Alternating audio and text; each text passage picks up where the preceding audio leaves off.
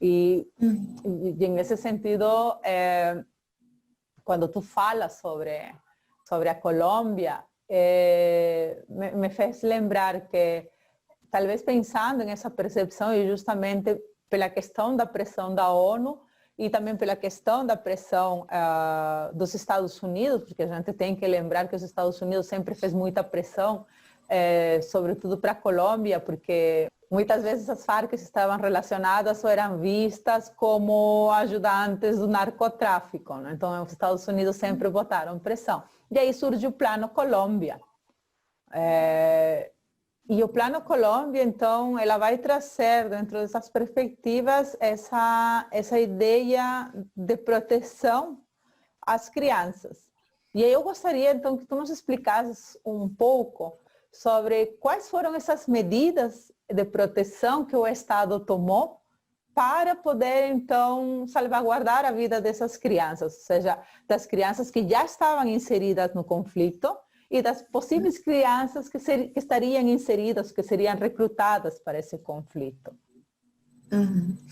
Então, como você falou, Yasmin, a criança, quando ela está em um ambiente social que é de conflito, ela vai se desenvolver e vai virar um adulto que só aprendeu o que era uma situação de guerra. Então, ele vai virar um adulto com dificuldade de se socializar. Uhum. Essas crianças que já estavam no conflito, o governo colombiano, em parceria com com o escritório especial do secretário-geral da ONU, eles desenvolveram um programa de desarmamento, desmobilização e reintegração dessa criança na sociedade. Uhum. Isso é um programa comum a vários estados, mas quando se envolve uma criança dentro de um conflito armado, ele se volta justamente para essa criança, para quebrar esse paradigma de guerra, de conflito, e tentar reinserir essa criança dentro da sociedade, no ambiente de paz, no ambiente de aprendizado, de educação e desenvolvimento saudável e pacífico. Né? Então, a Colômbia fez em parceria, ela conseguiu desmobilizar muitas crianças, não todas, porque o que acontece? Elas se desmobilizam, se reintegram à sociedade, mas por falta de opção, acontece o recrutamento de novo. Uhum. Então, não se tem ao certo, assim, quanto de porcentagem, esse número pode variar muito, né? De quantas crianças podem ser desmobilizadas e quantas voltam para o seu ambiente de conflito, porque é a única forma que elas aprenderam. Elas não aprenderam a viver de outra forma, a sobreviver de outra forma. Sim, duas coisas. Primeiro, qual a idade média dessas crianças que são recrutadas pelas Farc? E segundo, essa reintegração através das crianças para o mundo do conflito armado, será que não demonstra em determinado momento uma falta de eficácia dessas políticas públicas de reinserção dessas crianças à sociedade, a sociedade não conflituosa? A idade média de recrutamento é de 10 a 12 anos, bem no início da formação dos valores dessas crianças. O recrutamento dessas crianças significa sim uma falha, porque muitas vezes essas crianças que elas passam por esse programa, que chama-se Programa DDR, de desmobilização, desarmamento e reintegração, ela não é aceita pela própria sociedade. Então, ao invés, precisa ser um conjunto de ações. A criança precisa ser reeducada e a sociedade também precisa aceitar essa criança de volta. E precisa ser, muitas vezes, esse programa ele é voltado para adultos, ele não foca especificamente na construção da criança. Uhum. Ele é no adulto. Ele quer dar um emprego, ele quer fazer a documentação de um adulto, ele não é voltado para essa criança, ela não tem o acompanhamento psicológico necessário, né? Então, essa seria a grande falha. A não parceria com a sociedade e com a própria família. Por exemplo, existem meninas que foram recrutadas e que a família não aceita de volta. ter sido abusada sexualmente, ela pode ser esposa ou refém, né, de algum recrutador mais velho que a família não aceita. Então, tem que ser um trabalho conjunto de sociedade, Estado e criança. Uhum. Para finalizar, então, eu gostaria que tu nos dissesses como vês hoje em dia esse conflito na Colômbia com respeito ao recrutamento dessas crianças soldados, se tu vês que teve algum avanço na ideia porque as Farc, elas se comprometeram a não recrutar mais crianças. Então, em 2014, as Farc se comprometeram a não recrutar mais crianças, né, menores de 18 anos. Mas, assim, na tua opinião, tu achas que esses convênios foram respeitados, que esses pactos, esses tratados que assinaram foram respeitados, ou os números indicam algo totalmente diferente? Desde o começo do Acordo de Paz, que eles firmaram ali em 2016, 2017, as Farc, ela vem desmobilizando, sim, seus combatentes, vem se propondo a não recrutar mais criança-soldado e diminuir o seu contingente militar. Isso é um fato. O problema é que os próprios guerrilheiros, os próprios combatentes, eles formam outros grupos. Então, fora do ambiente das Farc, gangues, sejam elas gangues urbanas, gangues narcotraficantes, né?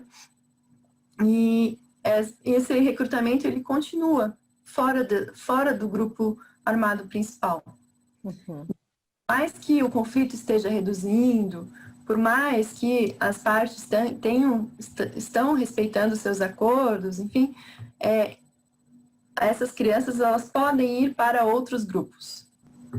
Mas notícias também mostram o contrário, né? Que esse recrutamento, ele continua, que as próprias famílias ainda continuam incentivando a criança a participar do conflito armado, e a ideologia se tornou muito forte de fazer parte desse grupo.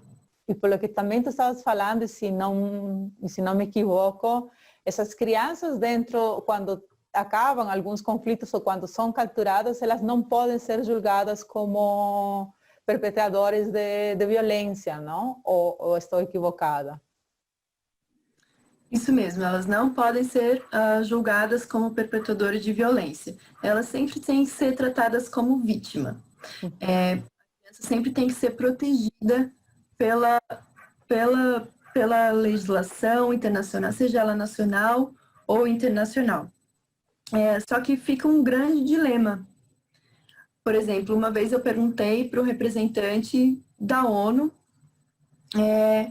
o que um soldado faz em uma situação dessa. Por exemplo, ele tem um grupo de crianças ao redor dele com uma arma apontada para sua cabeça. O que ele faz? Ele trata essa criança como criança ou ele salva a própria vida, né? E o representante, ele não sabia me responder. Uhum.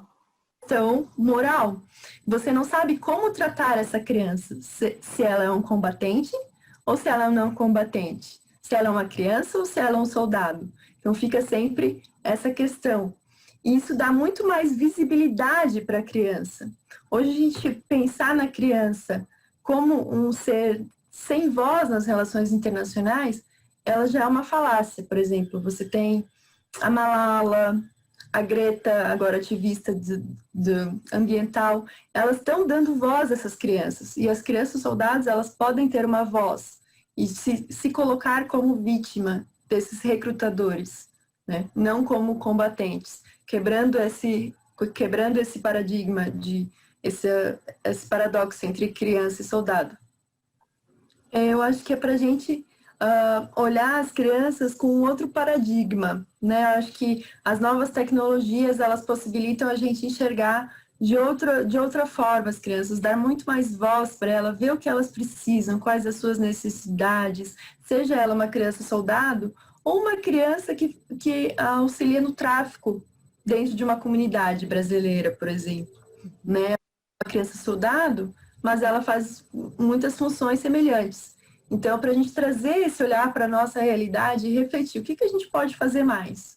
Eu tenho só uma indicação de um livro para fazer, que é esse livro aqui, Criança ou Soldado, é de uma autora brasileira, ela é de Recife, se eu não me engano, é de Pernambuco, e é um excelente livro para quem quer se aprofundar mais no assunto, traz toda a legislação internacional, como cada estado trata sobre criança-soldado, como as próprias convenções de Genebra, a Unicef, até refugiados, como eles tratam essa questão de crianças soldados internamente. Então, fica a dica aí para quem quiser se aprofundar no tema. Emily, muitíssimo obrigada pelo debate.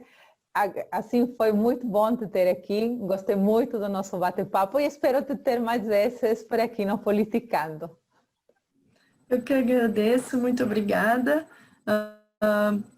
Se alguém ficou com alguma dúvida ainda, pode me mandar e-mail, que eu respondo bem rapidinho. Tá certo, então. Gente, muito obrigada por nos acompanhar hoje e até a próxima. Tchau!